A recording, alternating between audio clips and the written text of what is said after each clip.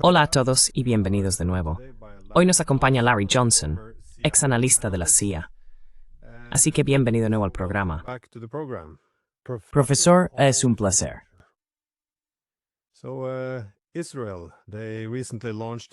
Así que, recientemente, Israel lanzó este ataque sobre Doha, en Qatar, que cabe añadir, es un aliado cercano de Estados Unidos en el Golfo. El propósito de este ataque era, por supuesto, que Israel intentara asesinar a los negociadores de paz de Hamas que estaban allí para negociar. Ahora que la situación empieza a calmarse, podemos empezar a evaluar algunas de las consecuencias de esto. ¿Cómo evalúas las repercusiones de este ataque?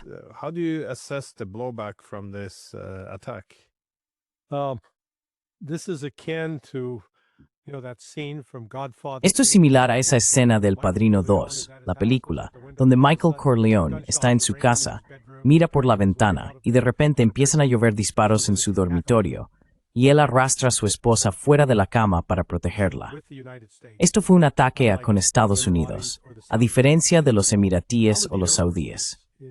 La base aérea de Al-Udeid es el cuartel general avanzado del Mando Central de Estados Unidos. También es la sede de lo que se llama el TAOC, el Centro de Operaciones Aéreas Combinadas. Y ese TAOC reúne a varios países diferentes y supervisa todo el tráfico aéreo de la región, desde Turquía, Siria, Israel, Líbano, hasta Irán. Así que cubre toda área.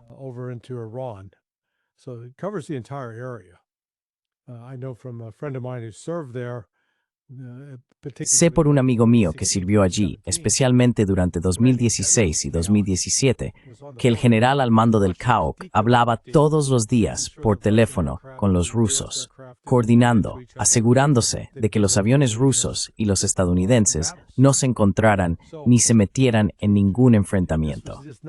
Así que no era solo una relación normal, era una relación profundamente arraigada.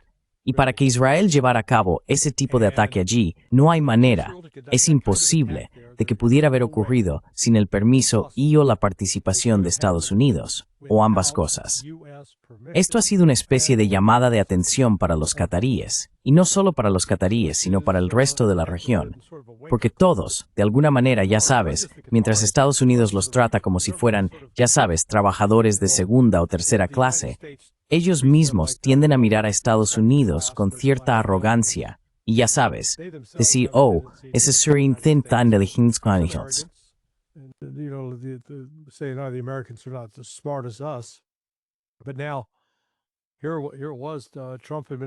Pero ahora, aquí estaba la administración Trump, que traicionó completamente a Qatar. Y ya sabes, creo que la traición fue tan profunda que llevó a esta reunión de la Conferencia Islámica Árabe, esta cumbre de emergencia que reunió a 54 jefes de Estado y ministros de Asuntos Exteriores de naciones árabes y musulmanas. Así que tenías, ya sabes, a los turcos allí, los azerbaiyanos también, así que estaba presente la cultura turca. Tenías a los árabes desde Egipto hasta Jordania, Arabia Saudí, Qatar, los Emiratos. Tenías desde Asia a Indonesia, Malasia. Y nuestros amigos, los hutíes, ellos también estaban allí, con el gobierno de Yemen representado. Y hubo algunas imágenes curiosas que vimos.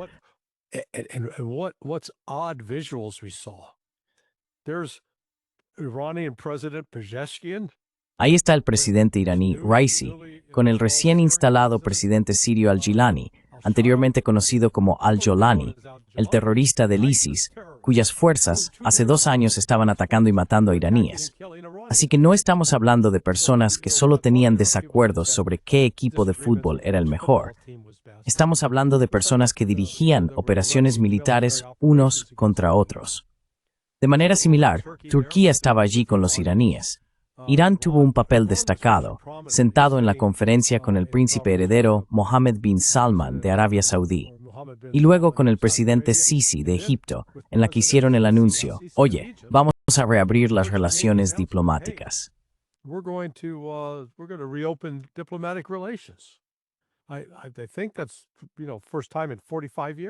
Creo que es, ya sabes, la primera vez en 45 años. O sea, casi medio siglo desde la revolución iraní, Egipto e Irán se habían distanciado y ahora se están acercando. Quizá eso solo ya califique a Donald Trump para el Premio Nobel de la Paz, por reunir de nuevo a Irán y Egipto. Otra señal de alarma que esto ha provocado es que Jordania, después de 34 años, está anunciando una nueva campaña de reclutamiento, incorporando nuevos soldados, reclutando nuevos efectivos para reforzar sus fuerzas. Así que en general, veo esto como un gran revés para la diplomacia estadounidense.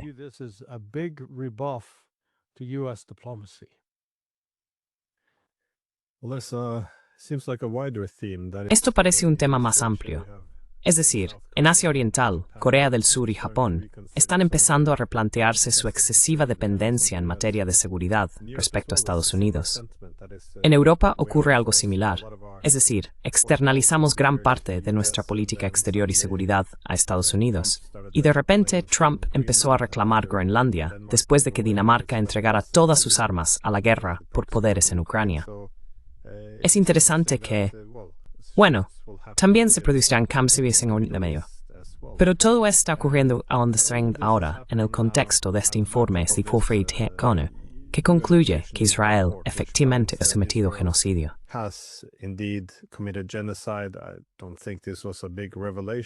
No creo que esto haya sido una gran revelación para la mayoría de la gente. Pero dado que estos informes provienen de las Naciones Unidas, sí que ejerce cierta presión sobre todos los países del mundo para que hagan algo. Quiero decir, parece que la UE ha cambiado su postura, pasando de un apoyo entusiasta y complicidad en el genocidio a mostrarse ahora un poco más cautelosa, queriendo lavarse las manos de todo el asunto. No estoy seguro de si esto será significativo o simplemente teatro político. ¿Cómo ves tú las consecuencias del informe de la ONU?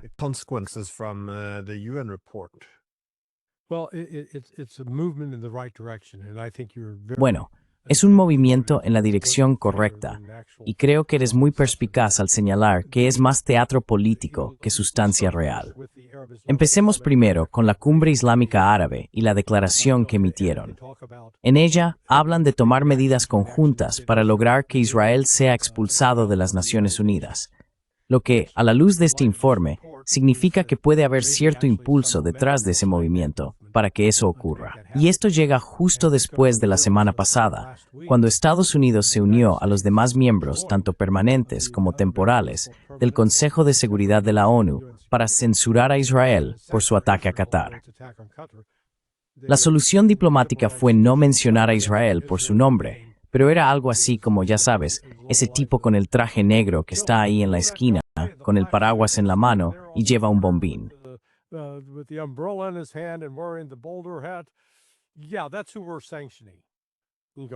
Sí, a ellos es a quienes estamos sancionando.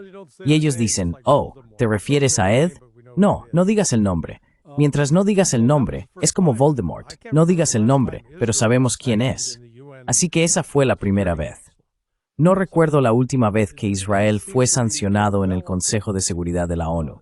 Así que parece que finalmente está surgiendo cierta voluntad política entre el Consejo Árabe Islámico y las naciones BRICS. Sigo manteniendo que los BRICS y el Consejo Árabe Islámico, actuando juntos, podrían detener la guerra en Gaza, detener el genocidio, declarando un embargo económico total y completo a Israel. Cerrar todo el comercio con ellos. Lo curioso es que el propio Israel ahora está hablando de que tendrá que, entre comillas, valerse por sí mismo, que va a tener que sobrevivir solo.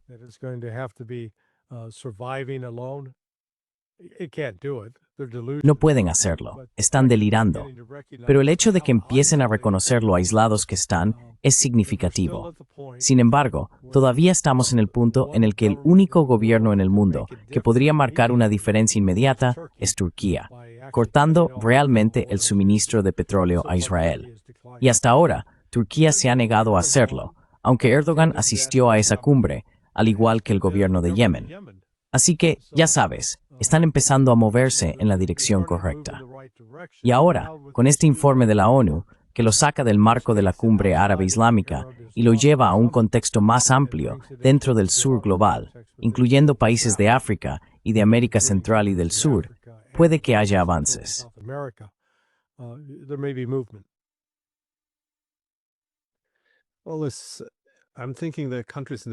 Sin embargo, creo que los países de la región deben ver las implicaciones más amplias, porque esto no es simplemente una masacre masiva en Gaza. Esto también se ha extendido al derrocamiento del gobierno en Siria, la destrucción parcial de Libia, los ataques a Siria, los frecuentes ataques a Yemen. Los líderes israelíes han empezado a hablar del Gran Israel, donde simplemente muestran un mapa y se apropian de una parte de los países vecinos. Por supuesto, está el ataque a Irán. Quiero decir, todo esto debe estar inquietando y preocupando a algunos de los actores regionales, especialmente porque no parece que Israel esté haciendo esto desde una posición de fuerza.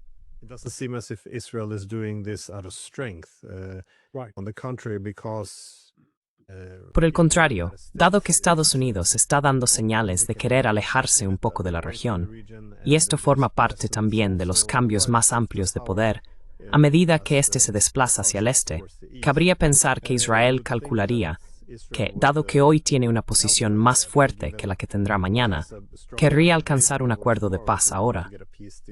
Pero en cambio, parecen estar apostando por una victoria total sobre todos, mientras su principal aliado, Estados Unidos, todavía mantiene, supongo, una presencia dominante en la región, pero empieza a parecer un estado suicida, porque es muy difícil ver cómo esto podría ser un final feliz para Israel.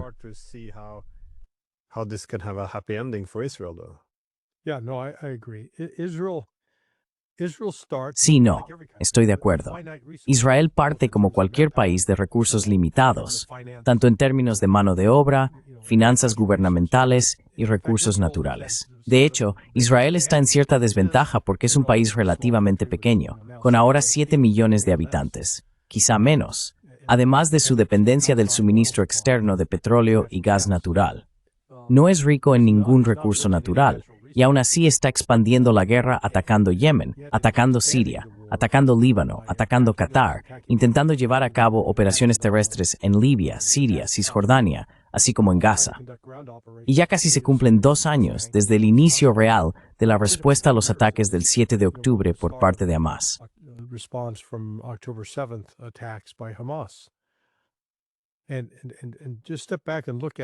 Y simplemente retrocedamos y miremos esto en términos de, ya sabes, escuchamos muchas críticas sobre Rusia en relación con Ucrania, de personas como el general Kellogg. El otro día, por ejemplo, Ucrania está ganando, Rusia está perdiendo porque Rusia solo está tomando un poco de territorio. Bien, apliquemos eso a Gaza. En Gaza tienes un área de que unos 25, 28 millas cuadradas, no es una zona enorme. O es, ya sabes, 20 millas de largo, 5 millas de ancho. Eso serían más bien unas 100 millas cuadradas. Pero aún así, es un área contenida. No está sin control. Básicamente, los israelíes la tienen rodeada. Los combatientes de Hamás están en una posición en la que no pueden recibir rutinariamente envíos de armas que lleguen por aire o por rutas marítimas.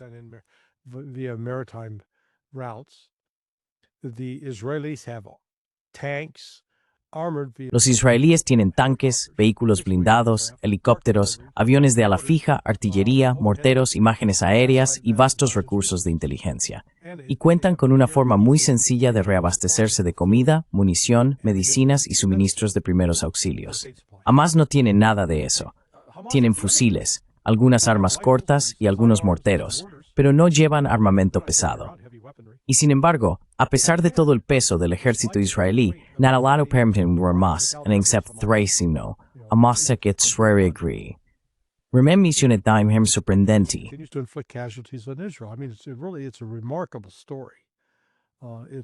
Will go down in history as one of the most heroic. Pasará a la historia como uno de los esfuerzos más heroicos, quizás trágicos, contra la tiranía en la historia de la humanidad. Pero hasta ahora, han logrado mantener a raya a los israelíes. Y ahora la cuestión es cuánto tiempo podrán los israelíes sostener esto, porque la presión que está ejerciendo sobre la sociedad ha provocado un aumento en el número de suicidios entre los reservistas. La fractura política en Israel es muy profunda y está muy dividida, así que la cuestión es cuánto tiempo podrán mantener esta situación.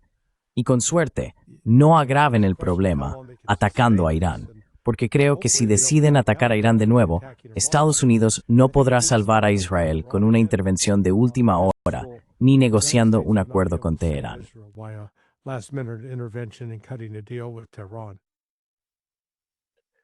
Yeah, there is something deeply rational here. I had a Sí, hay algo profundamente irracional aquí. Tuve una conversación con un periodista israelí, Gideon Levy, que señalaba que cuanto más el mundo se vuelve contra Israel, más alimenta esa mentalidad de asedio, de que, ya sabes, el mundo está en nuestra contra, y es injusto, y por eso tienen que mantenerse fuertes. Así que esto alimenta una política muy irracional. Pero sobre ese tema, me alegra que hayas mencionado a Kellogg, porque quería preguntar sobre lo que está ocurriendo en el frente ucraniano. Y como has sugerido, esto es bastante notable. On the Ukrainian front, and as you suggested, this is quite remarkable. At this, after 3.5 years, I mean, Después de 3 años y medio de guerra, ahora tenemos al general Keith Kellogg diciendo que los rusos están perdiendo la guerra. Quiero decir, esto es simplemente increíble. Sé que el objetivo clave en la guerra de la información, y es una guerra de información muy poderosa, es mantener la guerra en marcha, conseguir apoyo público para la guerra. Así que siempre hay que decir que los ucranianos están ganando, que los rusos están sufriendo enormes bajas. Pero aún así, todo el discurso que dio, de nuevo inflando las bajas rusas y minimizando las ucranianas, hizo el comentario de que Rusia estaba sacando tanques de los museos. Esto es muy extraño.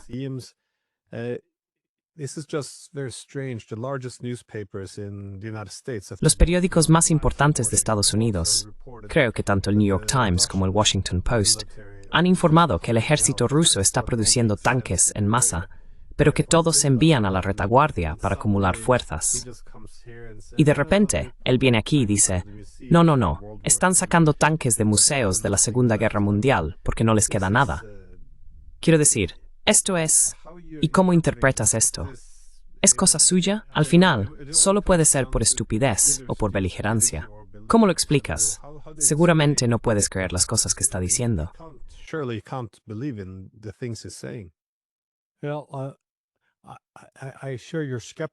Bueno, comparto tu escepticismo. Seguro que no puede ser tan estúpido, que simplemente está mintiendo deliberadamente para desempeñar un papel propagandístico. Pero en realidad, creo que puede que lo crea genuina y sinceramente. Simplemente no está utilizando ninguna habilidad de pensamiento crítico. Si escuchas su argumento superficialmente, es que Ucrania está infligiendo enormes bajas a los rusos, y los rusos apenas están tomando territorio. Simplemente avanzan a duras penas, si acaso. Bien, pero entonces hemos tenido 2 intercambios recientes de muertos militares, donde Ucrania entrega a los rusos muertos y Rusia entrega a los ucranianos muertos. Las 2 últimas veces ha sido en una proporción de 50-1. Por cada soldado ruso que se entrega, hay 50 ucranianos muertos. Bueno, ¿cómo puede ser eso si Kellogg tiene razón? Well, how can that be if Kellogg is correct? And I'd love to ask him that question. Y me encantaría hacerle esa pregunta para escuchar su respuesta. Porque él dijo, no, eso es Rusia. Sabes, podría darle la vuelta. Pero la realidad es que hay 50 ucranianos muertos por cada ruso muerto. Bueno, he escuchado a algunos argumentar, no, eso es simplemente porque los rusos avanzan tan rápido por el campo de batalla que los ucranianos no tienen tiempo de salir a recoger los cadáveres de los rusos. Así que espera un segundo. Kellogg decía que avanzan tan despacio, que no se mueven en absoluto. Y ahora de repente me dices que se mueven tan rápido que los ucranianos no tienen tiempo de recuperar los cuerpos. Entonces, ¿en qué quedamos? ¿Rápido o despacio? Simplemente elijamos una versión y mantengámosla por coherencia.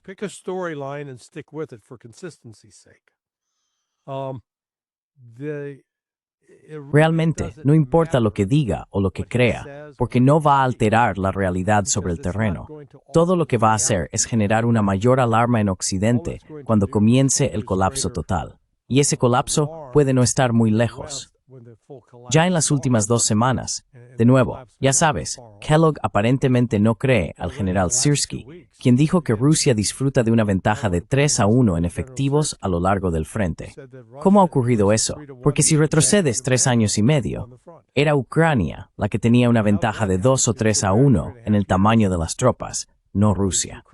Así que eso se ha invertido por completo, y parte de la razón por la que se ha invertido por completo es por las pérdidas catastróficas que ha sufrido Ucrania.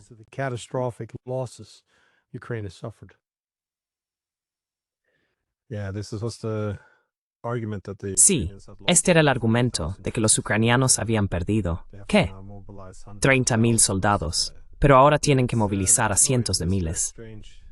Es esta extraña y falsa empatía hacia Ucrania, donde minimizan todos los horrores que están ocurriendo, desde sus bajas en el frente hasta el reclutamiento brutal de ucranianos.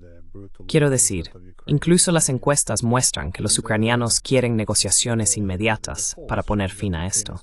Nada de esto aparecerá en los medios. Nada de esto será mencionado por personas como Kellogg, porque todo esto socava el apoyo público al esfuerzo bélico.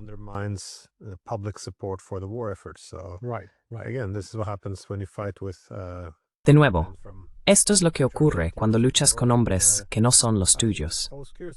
Tenía curiosidad por saber cómo valoras ahora toda la situación de los drones, porque, una vez más, la guerra de la información está en pleno auge por todos lados. Así que hay que ser un poco cauteloso con la información. Pero desde Polonia, ahora se está viendo una enorme actividad en línea, lo que llaman actividad en redes sociales, donde la gente se burla de su propio gobierno porque había algunos drones señuelo. Sospechan que fueron los ucranianos quienes los enviaron, y en las fotos veo drones con cinta adhesiva.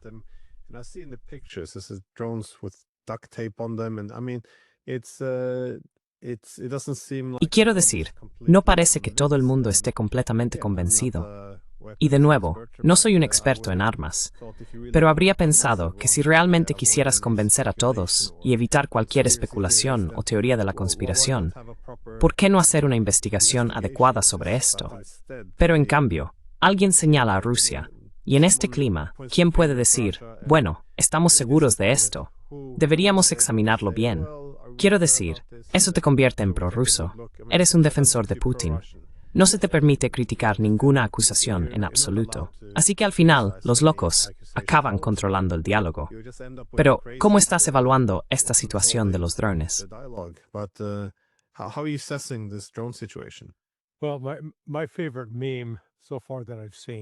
Bueno, mi meme favorito hasta ahora que he visto es este niño. De repente oye algo y dice, Dios mío, un dron, y se agacha. Y lo siguiente que ves es a alguien arrastrando su maleta por adoquines. Así que era la maleta, no el dron. Ahora está claro que esto fue una operación ucraniana diseñada para intentar crear una provocación que obligara a Polonia y luego a la OTAN a unirse a la guerra. Es una señal de la desesperación de Ucrania.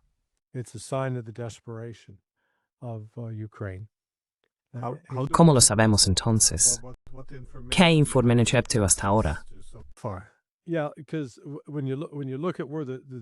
Sí, porque cuando miras dónde cayeron algunos de los drones, como bien señalaste, cinta adhesiva, eran drones que habían caído dentro de Ucrania. Y luego, bueno, aquí estoy haciendo una deducción analítica, pero estoy muy seguro de que no había otra razón ni propósito para esto. Quiero decir, mira, si Rusia va a atacarlos con drones, por Dios, van a enviar drones con explosivos capaces de causar daños y van a atacar objetivos militares. Eso no es lo que ocurrió aquí. De hecho, ni siquiera estamos seguros de cuántos drones había. Si tomamos la cifra de Radosław Sikorski, eran 19. Y de esos 19, con toda la tan alabada defensa aérea y los aviones de combate que se han desplegado al frente, solo lograron derribar 3 de esos drones.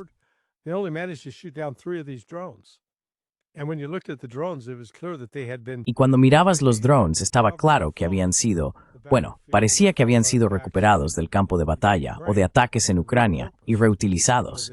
Ya sabes, estaban sujetos con cinta adhesiva. No eran drones sofisticados. Luego surge toda la cuestión de por qué Polonia y estos socios de la OTAN están utilizando sistemas de armas que cuestan cientos de miles, si no millones de dólares, para derribar drones que cuestan, ya sabes, quizás $5,000 o menos. Quiero decir, no eran modelos caros en absoluto. Así que la economía no tiene sentido ahí. Pero el intento fracasó. ¿Recuerdas que Rusia, justo al principio, dijo, no sabemos nada al respecto, pero oye, estamos encantados de sentarnos y hablar contigo sobre ello?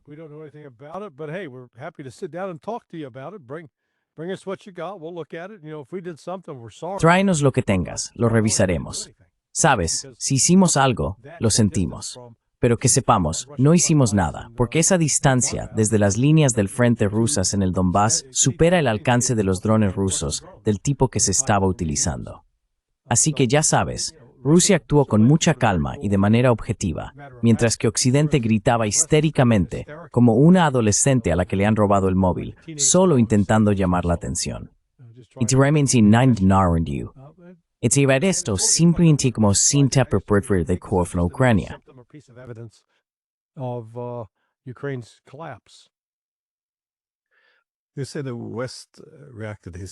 Dices que Occidente reaccionó de forma histérica, pero supongo que, más exactamente, dirías que los europeos actuaron de forma histérica, porque los europeos se molestaron un poco con Trump, ya que él no se unió al festival de odio y al pánico. Parecía muy desdeñoso con todo el asunto. Y diría, siendo justos, que lo único que parece haber sido alcanzado fue una casa en Polonia, y luego descubrieron que de todos modos era un misil polaco. Así que Trump pareció restarle importancia a todo el asunto. No estoy seguro de si no se creyó la historia, o si simplemente no quiere escalar el conflicto con los rusos.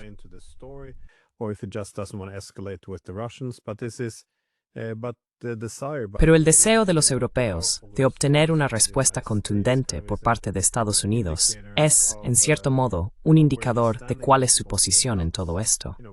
Sin entrar en quién estuvo detrás de los drones, esta insistencia en involucrar cada vez más a los estadounidenses en la guerra, o en hacer que vuelvan a implicarse, parece indicar simplemente que los europeos realmente no tienen otra estrategia, más allá de prolongar la guerra, mantener a los ucranianos en la lucha y conseguir más apoyo estadounidense para el conflicto. No oigo ninguna estrategia clara en cuanto a los objetivos y cómo alcanzarlos.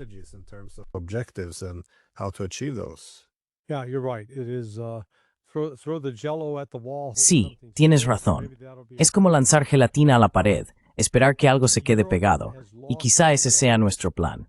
Europa ha perdido la capacidad de producir, en cantidades industriales, sistemas de armas que les permitirían mantener a Ucrania en la lucha contra Rusia, con la posibilidad de reponer las pérdidas, ya sea que hablemos de proyectiles de artillería, baterías de misiles Patriot o misiles Storm Shadow.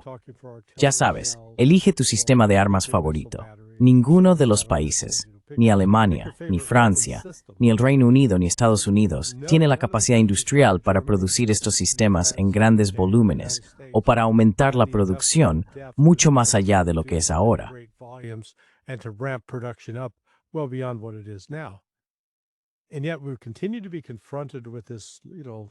Y sin embargo, seguimos enfrentándonos a la misma historia, solo cambian los versos.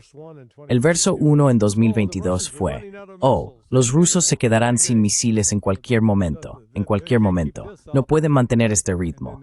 Y luego vino, tienen que canibalizar lavadoras y frigoríficos para conseguir chips porque no tienen suficientes para poner en sus misiles. Así fue 2022 y parte de 2023. Bueno. Luego la realidad golpeó en el 23 y el 24, cuando Ucrania simplemente no tenía suficientes proyectiles de artillería, y Occidente era incapaz de producir lo que ellos consumían en un solo mes.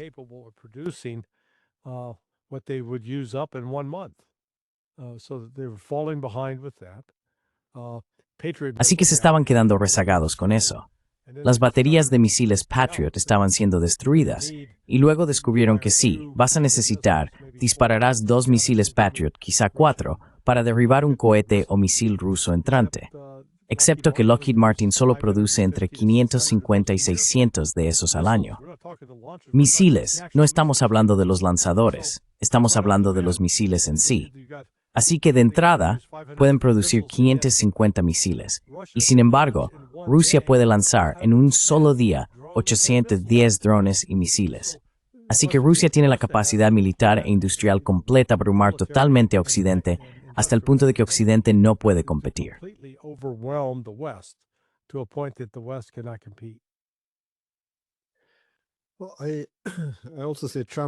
También veo que la retórica de Trump hacia Rusia es, supongo que se puede interpretar de muchas maneras. Como probablemente hayas visto, está pidiendo a los europeos que impongan sanciones secundarias completas a todo el petróleo ruso.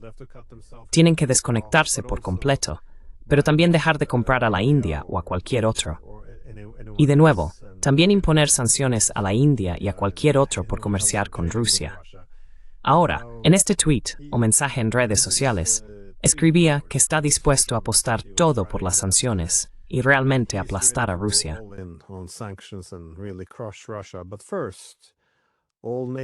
Pero primero, todos los países de la OTAN, todos ellos, lo que incluiría países como Turquía, tienen que ponerse de acuerdo para dejar de comprar petróleo. Y esto, no estoy seguro de hasta qué punto. Se puede interpretar de dos maneras. Una es que está siendo un farol para que los europeos básicamente sean culpados de no querer seguir adelante con esto, o que obtiene credenciales antirrusas sin tener que hacer realmente nada. Alternativamente, está intentando presionar a los europeos para que hagan algo más grande. Podrían ser ambas cosas. Yo tiendo a inclinarme un poco más hacia la primera opción, pero tenía curiosidad por saber cómo ves tú todo este embrollo.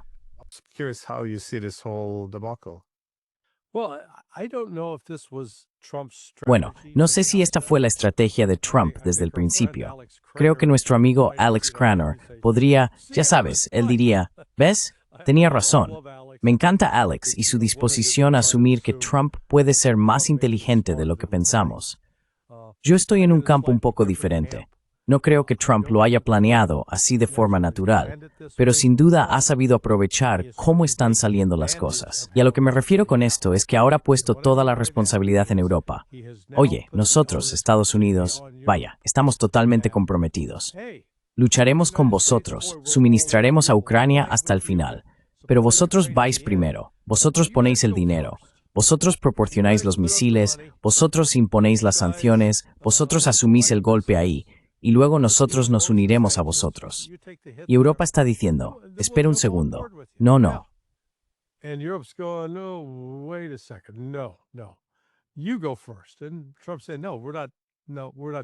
Empieza tú. Y Trump dijo, no lo vamos a hacer. Esta es vuestra guerra.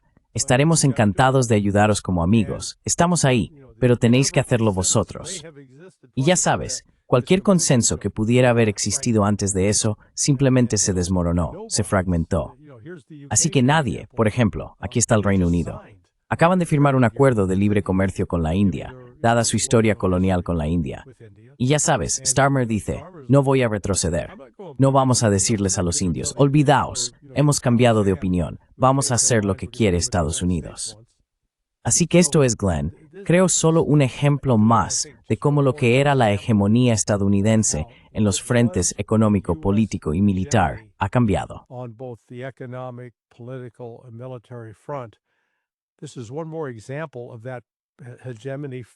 Este es un ejemplo más de cómo esa hegemonía se desvanece, desaparece.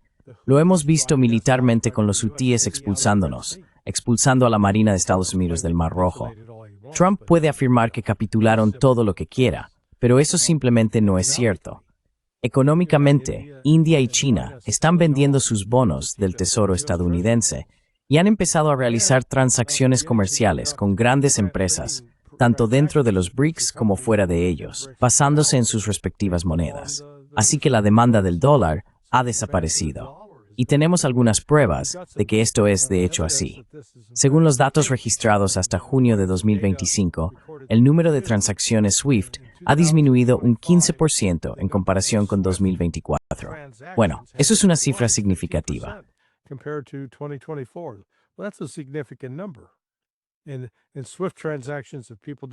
Y en las transacciones SWIFT, si la gente no entiende de qué estoy hablando, es simplemente la forma en que los bancos internacionales mueven dinero de un punto a otro.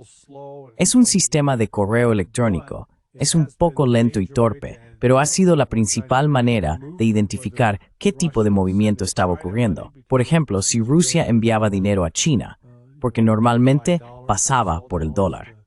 Tenían que comprar dólares o vender dólares para enviar dólares. Todo eso está cambiando. Así que tienes a Estados Unidos en una posición más débil económicamente, en una posición más débil militarmente, en una posición más débil políticamente, volviéndose más aislado debido a su apoyo a Israel. Y en contraste, Rusia y China están adquiriendo mayor respeto y más apoyo en todo el mundo.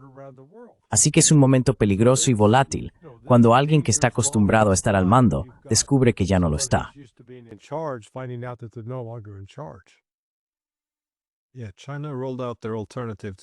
Sí, China lanzó su alternativa SWIFT, creo que fue en 2015.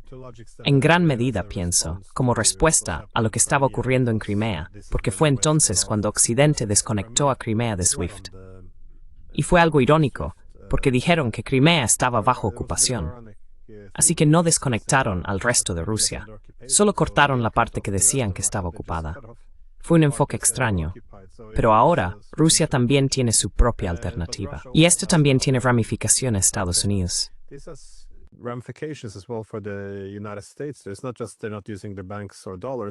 No se trata solo de que no estén usando los bancos o los dólares, sino que si ya no utilizan SWIFT, este sistema se usaba para recopilar mucha información y así saber qué tipo de acuerdos comerciales se estaban haciendo entre, por ejemplo, China y Brasil.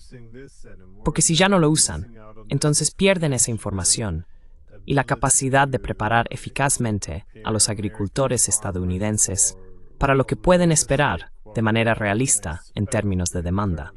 Realmente no pueden hacer esto sin tener una visión clara de las cifras. Esto está teniendo muchas ramificaciones a largo plazo. No creo que hayan pensado esto completamente. Y no es solo Rusia. Ahora todo el mundo está pensando que, bueno, podríamos ser los siguientes. Look, you're exactly right that they didn't think it through. Mira, tienes toda la razón en que no lo pensaron bien. Una cosa que no tuvieron en cuenta es que cuando se comercia en dólares, por ejemplo, supongamos que eres China y quieres comprar soja. Bien, digamos que ahora compran soja a Brasil. Bajo el sistema anterior, seguían comprando su soja a Brasil, pero China salía al mercado abierto, compraba dólares y luego enviaba esos dólares a Brasil. Después, Brasil podía quedarse con los dólares, convertirlos a otra moneda o enviarlos al extranjero. Eso era antes. Lo que está ocurriendo ahora es, y de hecho ha pasado en los últimos 3 meses, que China canceló a comprar soja a Estados Unidos a los aranceles, como muestra de su descontento, y trasladó todo ese negocio a Brasil.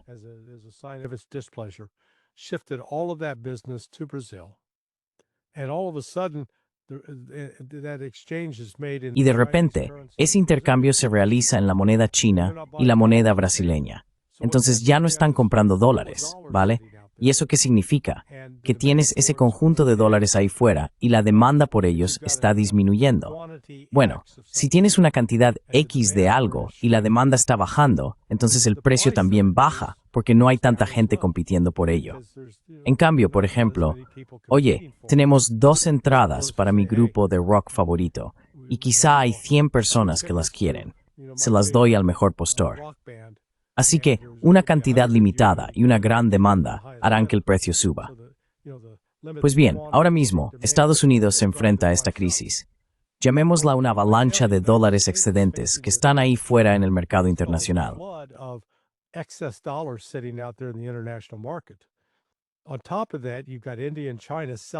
Además de eso, India y China están vendiendo sus bonos del Tesoro estadounidense. Lo que esto provoca es que aumenta la oferta de dólares hasta el punto de que el precio del dólar baja.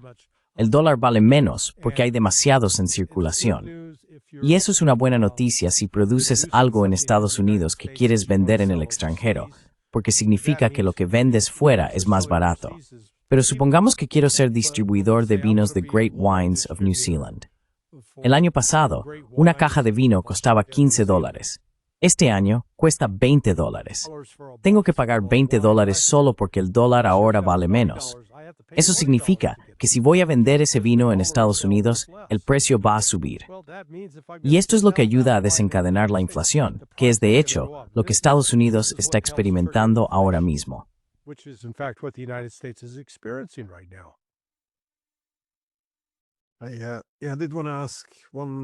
Quería hacer una última pregunta.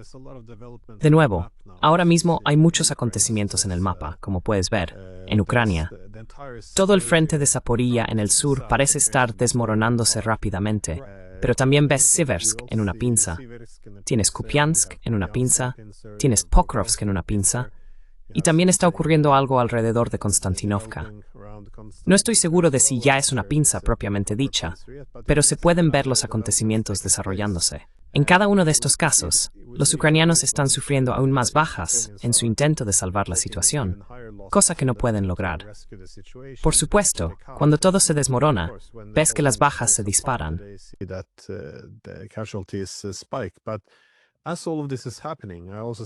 Pero mientras todo esto sucede, también veo que empiezan a ablandar los objetivos en el lado occidental del Dnieper, principalmente en Jersón, pero también atacando con mucha fuerza Odessa. Parece que están haciendo preparativos para, al menos, realizar algún cruce parcial en Jersón, para tomar algunas de las islas. Pero, ¿cómo evalúas la situación? ¿Crees que los rusos irán ahora hasta el final por Odessa? Porque si no pueden llegar a un acuerdo, y la OTAN está decidida, o los europeos dicen que enviarán tropas a Ucrania después de la guerra, seguramente los rusos no pueden aceptar tener tropas de la OTAN en Odessa. ¿Crees que llegarán hasta el final, o sabemos algo más allá de la especulación?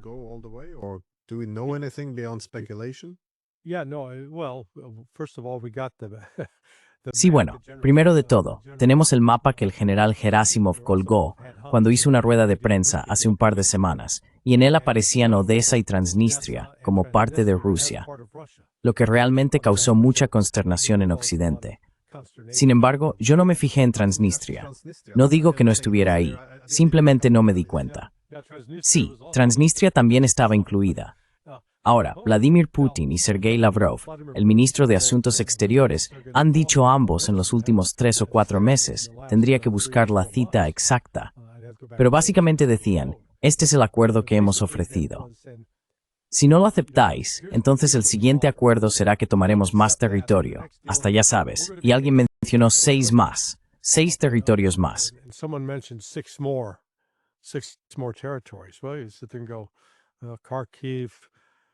Bueno, puedes ir a Kharkov, Dnipropetrovsk, Mykolaiv, Odessa, Transnistria, ya sabes. Así que todo sumará. Creo firmemente que antes de que esto termine, Rusia tendrá posesión de todo el territorio al este del río Dnieper y también habrá capturado y tomado el control de Kiev, porque Kiev es tan importante en la historia rusa como el verdadero inicio, el nacimiento de Rusia. Así que no veo que vayan a dejarlo ir. Básicamente han adoptado la actitud de le hemos dado a Ucrania todas las oportunidades del mundo para rendirse, para llegar a un acuerdo. Recuerdo mi conversación junto con el juez napolitano y Mario Naufal cuando hablamos con Sergei Lavrov en marzo.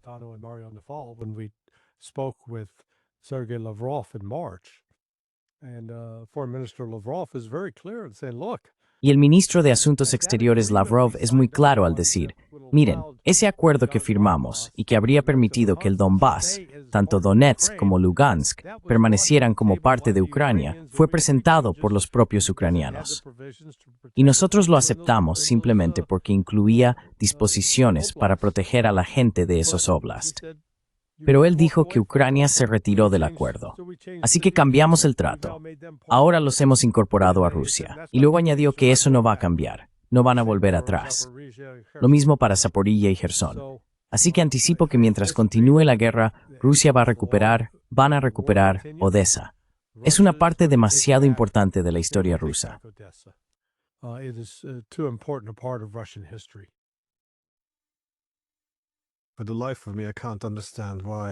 Por más que lo intento, no puedo entender por qué no hay más disposición por parte de Occidente o de Zelensky para llegar a un compromiso. Quiero decir, si también pierden Odessa, Ucrania se convertirá en un país sin salida al mar. Y solo hay que pensar en lo que eso significa en términos de problemas humanitarios. Personas abandonando sus hogares y siendo desplazadas. Será imposible que Ucrania se recupere como país si también pierde Odessa. Todo el país podría fragmentarse. Es increíble que no lo vean. Quiero decir, no hay un camino hacia la paz. Esto no es un camino hacia la victoria aquí. Así que simplemente no entiendo la reticencia, ni siquiera para hablar con los rusos desde el lado europeo. No tiene ningún sentido. Es extremadamente frustrante de ver. Y mientras tanto, lo hacen bajo el lema de ahora estamos con Ucrania, ya sabes, como si fuera hasta el último ucraniano. Es muy, muy oscuro.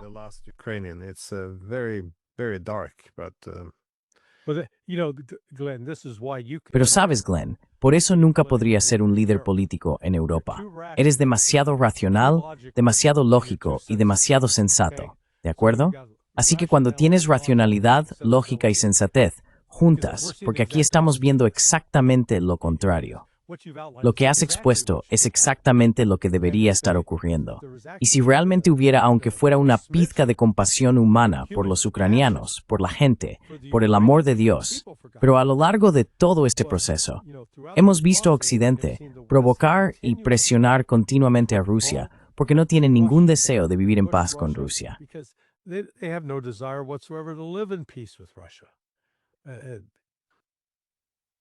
Un colega mío escribió un artículo. Hizo el siguiente planteamiento. Si enviamos más armas y lo único que conseguimos es que Ucrania pierda más lentamente y por lo tanto pierda más hombres, ¿merece la pena hacerlo? Y fue atacado por esto. Es anti-ucraniano. Así que, bienvenidos a la Europa post-racional.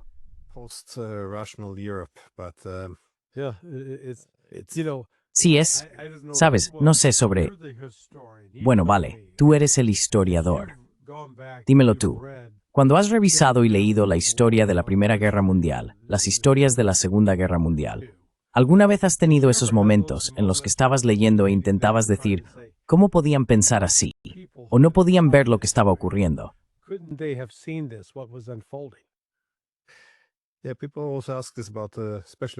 La gente también pregunta esto, especialmente sobre la Primera Guerra Mundial.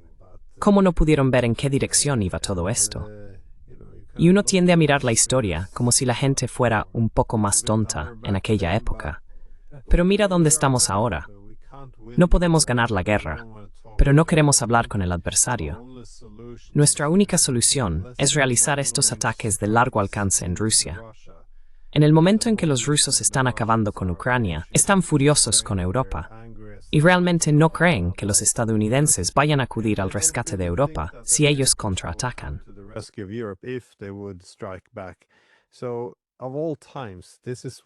Así que, de todos los momentos posibles, ahora es cuando vamos a lanzar ataques directos contra Rusia, atacar a la mayor potencia nuclear del mundo. Sabemos que ellos consideran esto una amenaza existencial. E incluso si esto tuviera éxito, no se irían en silencio. Utilizarían cualquier cosa a su alcance, incluidas armas nucleares. Entonces, ¿cuál es la estrategia? Pero nunca he oído a nadie, ningún político en Europa, hablar de estrategia. ¿Qué se quiere lograr? ¿Cómo se puede lograr? Nada. Solo son eslóganes. Es extremadamente irresponsable. Pero sí, ya he ocupado demasiado tiempo.